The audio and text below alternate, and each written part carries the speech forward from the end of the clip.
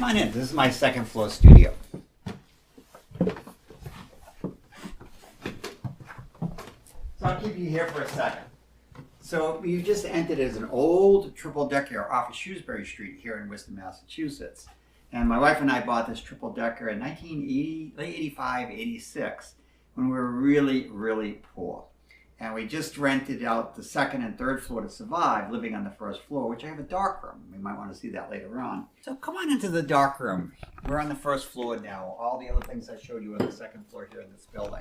And this was the very first room to set up when we moved in here. Before the beds went down on the floor, the dark room was built. And it's as simple as it gets. What we have here is an enlarger for the negatives.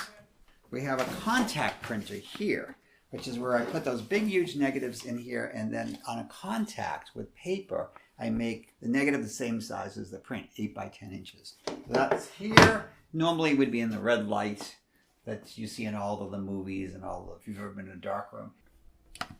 That works.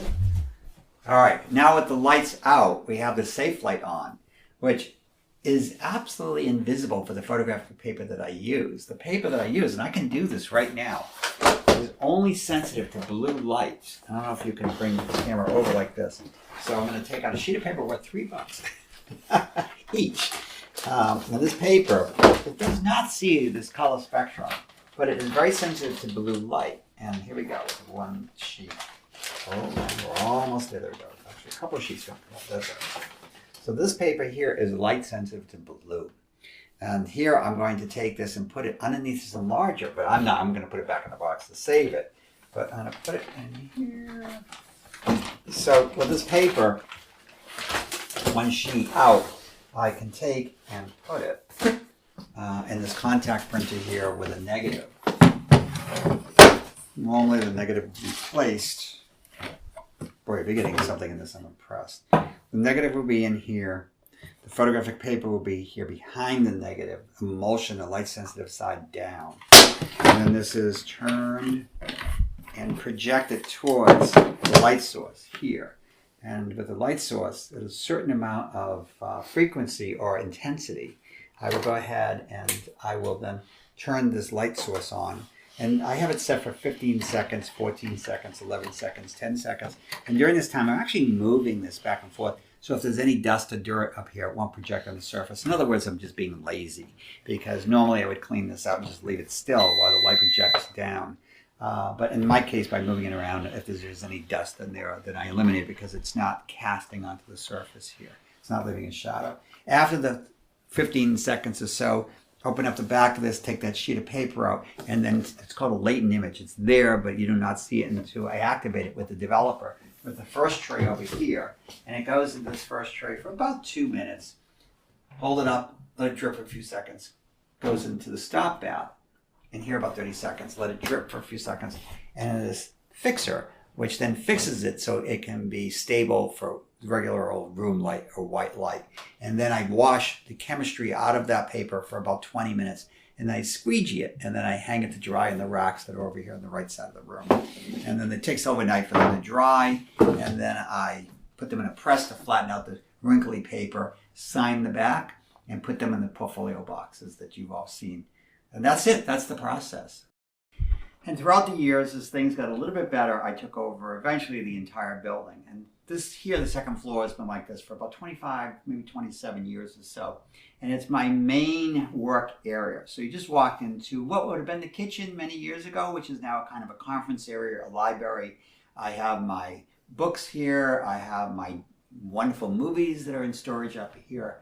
And I have, we can go in here and look at the studio where I have my negatives, almost 1 million negatives that are stored in this particular studio area. Well, you don't know the negatives until I open a box, so I will open a box. So if I grab this one here, which says Classroom 2013, and I open this, I have a series of negatives that you see over 2013 and a little bit beyond and a little bit before. And you can see, even by taking this one of these out, what an 8 by 10 negative actually looks like.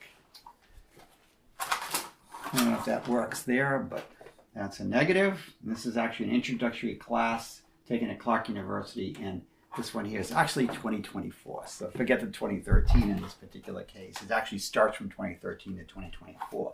And so all of these boxes are filled to the brim with these 8x10 negatives. And they're stored throughout this entire room that you see. Over my shoulder, we have Martha's Vineyard, that's the MV. We have DTS, which is Dinner Series. We have in here MV Landscape. We have Celestial that you see. We have the Jump Series down at the bottom. We have Still Lifes, and it goes on and on and on. All the art you see around you are things that I collected throughout the years. Some of it is just obscure artists, and some of it is actually incredibly famous and wonderful people that I've met throughout my journey in life that I share with all of you on these walls. So what we're going to do is we're going to continue leaving this room into where the prints are all stored.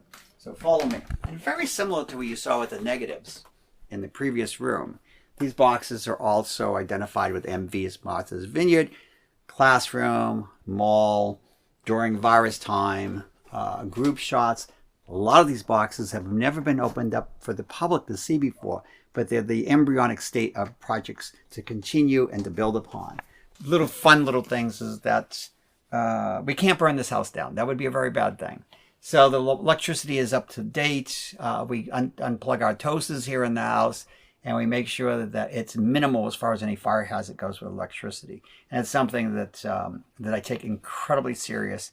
And again, living in all 3 floors now, I check daily to see if somebody left something plugged in. And this is the preparation area. This is where I prepare my work, where I'll put them in frames and view them so you can come all the way in. And typically I'll put a print on this table to view it.